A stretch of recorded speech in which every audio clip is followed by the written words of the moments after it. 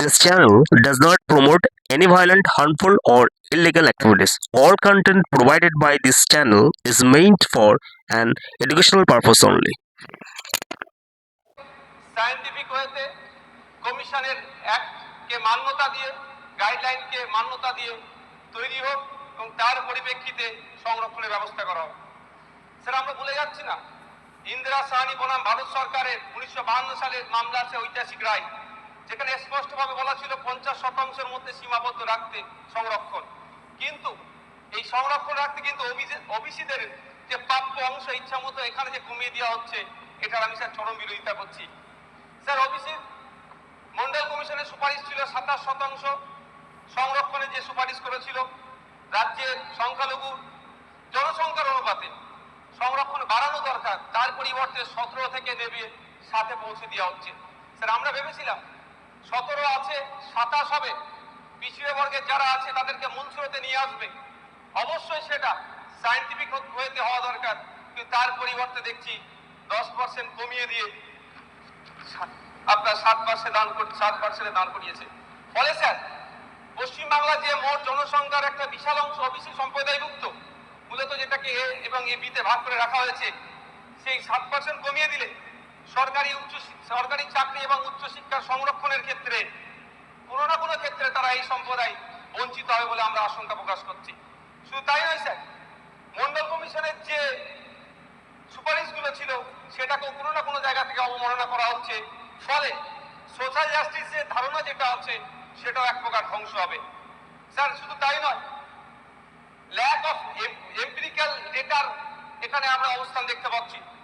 Supreme কোর্টের নির্দেশনা অনুযায়ী যে কোনো সংরক্ষণ সীমা পরিবর্তন করতে গেলে নির্দিষ্ট এম্পিরিক্যাল ডেটা বা বিজ্ঞানসম্মত সমীক্ষার প্রয়োজন হয়।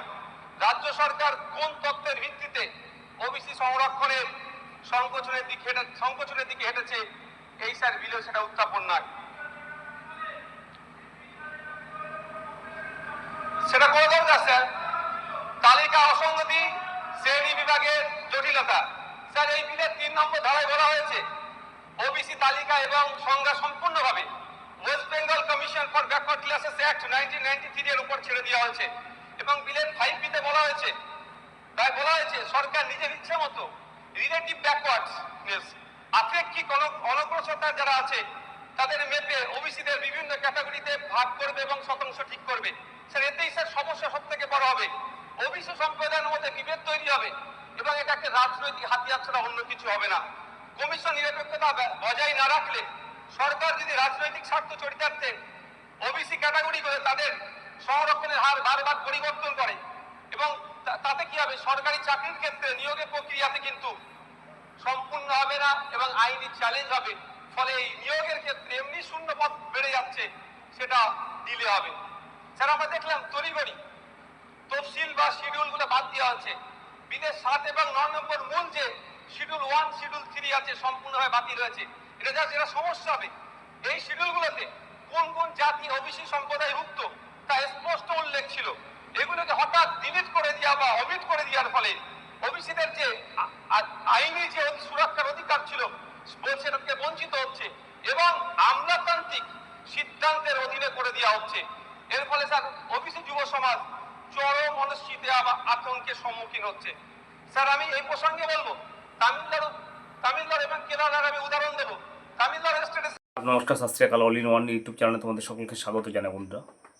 তো বন্ধুরা, নতুন সরকার পরিবর্তন হয়েছে, 45 দিন বয়স হয়েছে, বিভিন্ন অধিবেশন চলছে এখন, বাদল অধিবেশন বিধানসভাতে। তো বিধানসভাতে অধিবেশন চলছে, তার জন্য বিধানসভায় এখন টোটালি পুরো বিরোধী অপোজিশন দল নেই বললেই চলে, এবং গণতন্ত্রের পক্ষে এটা খুবই ক্ষতিকারক দিক। যে কোনো গণতন্ত্রে অপোজিশন থাকতে হবে। অপোজিশন থাকলে সরকার যে ভালো অথবা মন্দ যে কোনো কাজই হোক, যে কোনো বিল পাস করুক বা যাই কিছু, তার মধ্যে একটা ডিবেট করবে, যে তার জন্য একটা স্ট্রং অপোজিশন অবশ্যই প্রয়োজন হয়। তো আমাদের পশ্চিমবাংলা বিধানসভার মধ্যে বর্তমানে কিন্তু স্ট্রং কোনো অপোজিশন নেই। এর ফলে কি হচ্ছে বন্ধুরা, যে বিলগুলো পাস করবে তার উপরে মানে জোর দিয়ে কথা বলা বা তার বিরোধিতা করা, তার জন্য কেউ থাকবে না। এবার একটা কথা বলি, দেখুন ভালো মন্দ দিকগুলো যেমন সরকার থাকে, সেগুলো সমস্ত কিছু নিয়ে আলোচনা করি, আমি কাউকে ছেড়ে কথা বলি না প্রথমত।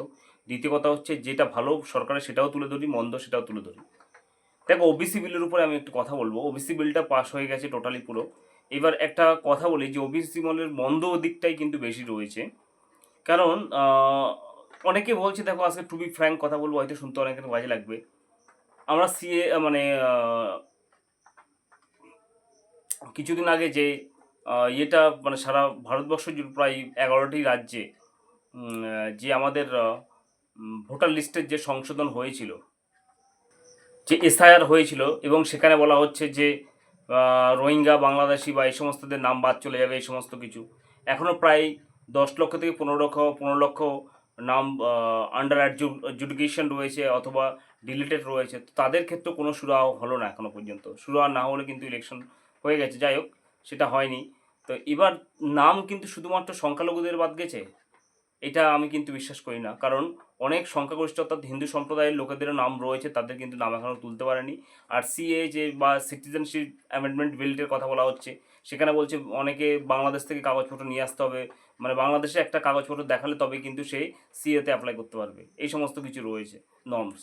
তো এটা কোন ধরনের নিয়ম? সেই ব্যক্তিটি যদি বাংলাদেশ থেকে চলে এসছে যে ধর্মীয় মানে কি বলবো মানে অসহিষ্ণুতা বা ধর্মীয় পীড়নের জন্য, এই সমস্ত কিছুর জন্য যে বাংলাদেশ থেকে চলে এসছে, সে কী করে আবার বাংলাদেশে কাগজ দেখাবে, এটা আমার জানা নেই। যেটা সত্য সেটা তুলে দিতে হবে। এবার ওবিসির ক্ষেত্রে আমি বলছি বন্ধুরা, এতদিন ওবিসি দুটো সম্প্রদায় ছিল, মানে সিপিএমের আমল থেকে সম্ভবত এ আর বি ছিল আমাদের, হ্যাঁ। যারা এই সম্প্রদায় রয়েছে তারা মুসলিম সম্প্রদায়, বি হচ্ছে হিন্দু সম্প্রদায় ছিল। তারপরে কিছু একটা নিয়ম বের করলো, সে নিয়মে কী করলো, বা কোর্টের নির্দেশেই যে কিছু হিন্দুদেরকেও এতে ঢুকানো হয়েছে। তারপরে সবাই ডিভ্যালিডিকেশন করলো, অনেক কষ্ট করে ছাত্রছাত্রীরা দৌড়াদৌড়ি করে সব কিছু ঠিক করলো। আবার নতুন করে এখন বিল পাস করা হয়েছে। এই বিলে কী বলা হচ্ছে যে আমি তোমাদেরকে আমার মোবাইল স্ক্রিনে দেখতে পাচ্ছ, কাস্ট সার্টিফিকেটে পুনঃযাচাইকরণের নির্দেশনাবলী, হ্যাঁ। আর guidelines for caste certificate revalidation not validation 2021 সালের পরের সার্টিফিকেট ধারকদের জন্য, মানে 2011 সালের পরে যারা সার্টিফিকেট পেয়েছে তাদের কী কী করতে হবে দেখো বন্ধুরা। তো তারা সার্টিফিকেটটা তো এমনিতে পেয়ে যায়নি না, সার্টিফিকেটটা তারা সেই এসডিও হোক, বিডিও হোক বা যাই কিছু হোক, তাদের মধ্যে দিয়ে যাচাই হয়ে তো সার্টিফিকেটটা পেয়েছে। তো এখন এত কিছু করার পর কিন্তু তাদেরকে বলছে সার্টিফিকেট বাদ। তাহলে যারা আমি মনে বলছি সিএতে যারা নাম তুলছে, তারা তো বাংলাদেশ থেকে এসছে, তাহলে তারা যদি ওবিসি এসসিও হয়, তাদের কি কোনো কিছু হবে না? এটা কোন ধরনের কথাবার্তা জানি না বন্ধুরা। তো এবার দেখো বন্ধুরা, আমি কী কী লাগবে একটু তোমাদেরকে বলে রাখি। খুবই বাজে দিন আসছে, সার্টিফিকেট কেউই পাবে না, 90% লোক সার্টিফিকেট পাবে না। কি বলছে, 2011 সালের পরের ইস্যু করা সার্টিফিকেটের পুনর্যাচাইকরণের রিভ্যারিফিকেশনের জন্য আবেদনকারীকে নিচের উল্লেখিত নথিগুলি স্বপ্রত্যায়িত জেরক্স সাথে আনতে হবে। একটা হচ্ছে কি, আবেদনকারীর নিজস্ব পরিচয়পত্র, Aadhaar card, voter I card, ration card, বিদ্যালয়ের শংসাপত্র, স্কুল সার্টিফিকেট এবং জন্ম শংসাপত্র, বার্থ সার্টিফিকেট, হ্যাঁ। নেক্সট হচ্ছে অথবা মাধ্যমিকের অ্যাডমিট কার্ড বা এমপি সার্টিফিকেট, পিতার নথিপত্র, পিতার আধার কার্ড এবং ভোটার কার্ড, মাতার নথিপত্র, মাতার আধার কার্ড এবং ভোটার কার্ড, বর্তমান ভোটার তালিকা 2026 সালে অর্থাৎ এসআইআরে যাদের নাম উঠেছে তাদের সংশোধিত ভোটার তালিকা বা ভোটার লিস্ট, নির্দিষ্ট পাতা যেখানে আবেদনকারীর পিতা এবং মাতার নাম নথিবদ্ধ করা রয়েছে। তারপরে হচ্ছে 5 নম্বর কী হচ্ছে, পারিবারিক কাস্ট সার্টিফিকেট, পরিবারের যে কোনো সদস্য 2011 সালের পূর্বে ইস্যু করা বৈধ এসসি এসটি ও ওবিসি সার্টিফিকেট থাকলে সেটার সার্টিফিকেটের জেরক্স নিয়ে যেতে হবে। তো অনেকে 2011 সালের পরে করেছে, তাদের ওই সার্টিফিকেটটা ওই বংশে এনে হয়তো অনেক দিন আগে তারা এসছে। বা অনেকের কি হয়েছে, জমির ক্ষেত্রে তাদের বাড়ি ছিল না, কোনো জায়গায় ভাড়া ছিল বা পরের বাড়িতে ছিল, পরবর্তীকালে তারা জমি কিনেছে, তাদের তো 1992 সালের দলিল নেই। তাহলে সেগুলো কী হবে, তারা কাস্টের বিলং করেও তাদের বাতিল হয়ে যাবে। সেখানে তো হিন্দু মুসলিম সবাই পড়ে। তাহলে এখানে শুধুমাত্র যদি বলা হচ্ছে যে সংখ্যালঘুদের একেবারে সব বাতিল করে দেওয়া হলো, যারা বিজেপির ভাই বোনরা বলছে তাদের উদ্দেশ্য বলছি, বেশিরভাগ দেখবেন আপনি, আমি বলছি মানে অনেক সংখ্যাগরিষ্ঠতা 90% কিন্তু ওবিসি সার্টিফিকেট পাবে না এবং এসসি এসটিও পাবে না। আচ্ছা, তারপর দেখো কি বলছে, বংশতালিকা ও লিঙ্কেজ পরিচয় নথিপত্র 2011 সালের পূর্বে সার্টিফিকেটধারী সদস্যকে প্রদান ধরে একটি স্পষ্ট তালিকা বা ফ্যামিলি ট্রি এবং উক্ত তালিকার উল্লেখিত প্রত্যেক সপক্ষে প্রয়োজনীয় সরকারি নথিপত্র। ওবিসি আবেদনকারীদের জন্য বিশেষ নির্দেশ কি বলছে, ওবিসি প্রার্থীদের ক্ষেত্রে মানে যে কোনো একটা ব্লক আর কি, উন্নয়ন আধিকারিক বা বিডিও, হ্যাঁ, কর্তৃক প্রদেয় বিগত 3 বছরের পারিবারিক গড় আয়ের শংসাপত্র, ইনকাম সার্টিফিকেট এবং চাকরিজীবীদের ক্ষেত্রে পে স্লিপ, পে স্টেটমেন্ট, তারপরে আইটি রিটার্ন ইত্যাদি জমা দিতে হবে। তারপরে কি বলছে, পূর্বতন কাস্ট সার্টিফিকেট না থাকলে করণীয়, যাদের পরিবারে 2011 সালের আগের কোনো কাস্ট সার্টিফিকেট নেই তাদের ক্ষেত্রে সংশ্লিষ্ট গ্রাম পঞ্চায়েতের প্রধান ইএ তারপরে সেক্রেটারির দেওয়া এসসি এসটি ওবিসি সার্টিফিকেট এবং এসসি এসটিদের ক্ষেত্রে 1950 সালের পূর্ববর্তী সময় এবং ওবিসিদের ক্ষেত্রে 1993 সালের পূর্ববর্তী সময় জাতীয় উল্লেখিত জমির দলিল।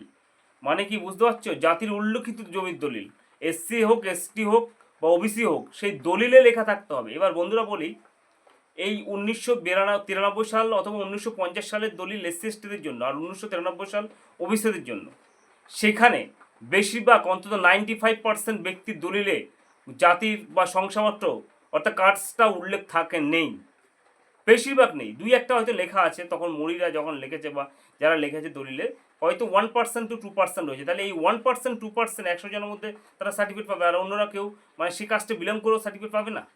এটা কোন ধরনের নিয়ম আনলো, কোন ধরনের নিয়ম হলো, সেটা সকলেই বলুক। এবং আমরা মনে হয় যে যেন ভোটে দিয়ে আমরা সকলে ভুল করেছি, এটাই তো মনে হচ্ছে। যে পরিবর্তন আমরা চেয়েছিলাম, ঠিক আছে, পরিবর্তনের মধ্য দিয়ে তাহলে মানুষের, আমি এখানে জাত ধর্মবর্ণ সবার কথা বলছি না, সমস্ত হিন্দু মুসলিম সকল মানুষের অধিকার রয়েছে সে কাস্টে বিলং করে সে সার্টিফিকেটটা পাওয়ার। এবং ওরা 1992-93 সালে দলিল দিয়েছে, ভালো কথা, তাহলে সেই দলিল আবার লেখা থাকতে হবে। এটা কোন কোন জায়গায় কোন নিয়মে বলা হয়েছে। এবার ওই সময় কোনো দলিলে লেখা থাকতো, দুই একটা দলিল ছাড়া বেশিরভাগ দলিলে কিন্তু লেখা থাকতো না। তার অথচ সেই এত বড় এতগুলো রেস্ট্রিকশন দিচ্ছে, তাহলে দরকারই নেই। এগুলো একটা মানে পলিসি বা পন্থা তুলছে যাতে এসসি এসটি ওবিসি যারা বিলং করে তারা সার্টিফিকেট পাবে না এবং তাদের সার্টিফিকেট দরকার নেই। চাকরির ক্ষেত্রে তাদের হয়তো অনেকের বয়স 40-এর ওপর করে গেছে, এতদিন তৃণমূল সরকারের সময় কোনো সরকারি চাকরি হয়নি, তো তারা যদি এসসি এসটি ওবিসি ছাড় পেতো সেই ছাড়টুকু পাবে না, অর্থাৎ চাকরি আর দেবে না। এই সমস্ত ধান্দা ছাড়া আর কিছু না। এবার আরেকটা কথা বলি, দেখো বন্ধুরা, ও আবার তাদের কি বলছে দেখো, মানে ওবিসির ক্ষেত্রে 1993 সালে পূর্ববর্তী সময় জাতি উল্লেখিত জমির দলিল, সরকারি নথি এবং প্রতিবেশী 10 জনের স্বাক্ষর সম্বলিত ঘোষণাপত্র সহ ভোটার কার্ড, আধার কার্ডের প্রতিলিপি ও ফার্স্ট ক্লাস এক্সিকিউটিভ জুডিশিয়াল ম্যাজিস্ট্রেটের দ্বারা স্বাক্ষরিত অ্যাফিডেভিট জমা দিতে হবে। তাহলে এবার বলো বন্ধুরা, এখন মানুষকে কোনো জায়গায় বিশ্বাস করে না ভালো কাজের জন্য। তাহলে 10 জনের যে প্রতিবেশী 10 জন, এই 10 জন কে সই দেবে এবং কার এই ভোটার আই কার্ড বা আধার কার্ড কেউ এখন দিতে চাইবে না, সবাই বলবে যে হয়তো ভুল কাজে লাগিয়ে ফেলবে। তাহলে এত কিছু একটা বাধ্যবাধকতা করিয়ে দিয়েছে, মানে সার্টিফিকেট কেউ যাতে না পায় এই সমস্ত কিছু, অর্থাৎ প্রকৃত যারা রিয়েল পাওয়ার যোগ্য তারাও পাবে না। এবার আরেকটা কথা বলি, সেটা হচ্ছে কি, আবেদনকারীর 1 কপি সাম্প্রতিক পাসপোর্ট সাইজ রঙিন ছবি সপ্রত্যেক সেলফ অ্যাটেস্টেশন জমা দেওয়ার প্রত্যেকটি নথি জেরক্স কপিতে আবেদনকারী নিজের সই স্বাক্ষর থাকা বাধ্যতামূলক। তো এই হচ্ছে ওবিসি পাওয়ার নিয়ম। এবার তাহলে আমি একটা কথা বলি, ওবিসি এবার কে পাবে, এসসি এসটি সার্টিফিকেট কে পাবে? 1950 সালের দলিল এসসি এসটিদের জন্য মানছি, সেই দলিলে আদিবাসী যারা রয়েছে তারাও পাবে না এই এসসি এসটি সার্টিফিকেট, কারণ সেই দলিলে অনেক জাতির অর্থাৎ সেই যে কাস্ট, সেই কাস্টটা লেখাই নেই অনেকের। ওবিসিদের ক্ষেত্রেও লেখা নেই, 95% দলিলে লেখা নেই। এত বাধ্যবাধকতা করে দিয়েছে। কই আগের সরকারের সময় তো এত বাধ্যবাধকতা ছিল না। হয়তো অনেক বলবে চুরি করেছে, দাঁড়ি করেছে, অনেক ভুল করেছে। হ্যাঁ, যাদের এসসি নয়, ওবিসি নয়, ঠিক আছে, তাদের ক্ষেত্রে এটা করুক, রেস্ট্রিকশন করুক। কিন্তু যারা এসসি এসটি ওবিসি হয়েও তাদেরকে কেন বলা হচ্ছে যে দলিলে লেখা থাকতে হবে আপনার এই সমস্ত কিছু? দলিলে তখন তো কোনো কিছু লেখাই হতো না। তাহলে বন্ধুরা মনে করে আশা করি সরকার কাছে, নতুন সরকার কাছে এটা আবেদন জানাবো যে এত রেস্ট্রিকশন টোটালি বন্ধ করা হোক। যাদের সার্টিফিকেট আপনারা বলছেন 2011 সালের এই সমস্ত কিছু নানান রেস্ট্রিকশন দিচ্ছেন, অনেকে সার্টিফিকেট আগে করেনি, তাদের ফ্যামিলি হয়তো অনেকেই করেইনি। যেমন আমার পরিবার হোক বা যার পরিবার হোক, তাদের বাবা মা পড়াশোনা করেনি, তাদের সার্টিফিকেটের প্রয়োজন ছিল না, তারা সার্টিফিকেট করেনি। তাদের ছেলেরা 2011 সালের পর করেছে এবং তাদের দলিলে কিন্তু হয়তো লেখা নেই যে কাস্ট সার্টিফিকেট, তাহলে তারা সার্টিফিকেট পাবে না তারা ওই ইয়েতে। তাহলে তাদের জেনারেশনটা তো শেষ হলো, তাদের তো মানে ওবিসি বিলং করেও তাদেরকে সার্টিফিকেট সরকার সেখান থেকে বিরত রাখছে। এটা কোন ধরনের সরকার হচ্ছে নতুন? তাই জন্য বলবো, সরকারকে অনুরোধ করবো, মাননীয় মুখ্যমন্ত্রীর কাছে এই জিনিসটা কনসিডার করুন, ভাবনা চিন্তা করে দেখুন যে যে ফ্যামিলিগুলো পরিবারগুলো তাদের মানে পরিবারে কেউ হয়তো আগে ওবিসি সার্টিফিকেট করেইনি, হ্যাঁ, তারপরে তাদের জেনারেশন হয়তো করেছে, সেগুলো 2011 সালের পর করেছে, তাহলে তারা কি সার্টিফিকেট পাবে না? এবং এটা কোন ধরনের নিয়ম? 1993 সালের দলিল, তার মধ্যে আবার লেখা থাকতে হবে। এই নিয়মগুলো তাতে টোটালি বাদ দেওয়া হোক, এটা আমরা আশা করবো, মাননীয় মুখ্যমন্ত্রীর কাছে অনুরোধ করব। নতুন সরকারকে সবাই একটা প্রত্যাশা করে ভোট দিয়েছে। যুব সমাজ আজকে বিগত 15 বছর কোনো সরকারি চাকরি পায়নি। এই নতুন সময়ে যে চাকরির বিজ্ঞপ্তিগুলো বেরোবো তাতে তারা বয়স ওভার হয়ে গেছে, ওবিসি এসসি এসটি দিয়ে তারা অ্যাপ্লাইটা করবে। সেটা যদি না করতে পারে তাহলে নতুন সরকার ক্ষমতা এনে আবার মানুষ পস্তাতে হবে, এবং হয়তো মানুষ আগামী দিনে আবার নতুন ভাবনা চিন্তা নিয়ে নেবে। কারণ লং টার্ম রাজনীতি এবং লং টার্ম সরকার চালাতে হলে মানুষকে সমস্ত রকম দিকগুলো চিন্তাভাবনা করতে হবে। তো ভিডিওটা আজকে একটুখানি ভালো লাগলো, অবশ্যই লাইক শেয়ার সাবস্ক্রাইব করুন। ধন্যবাদ।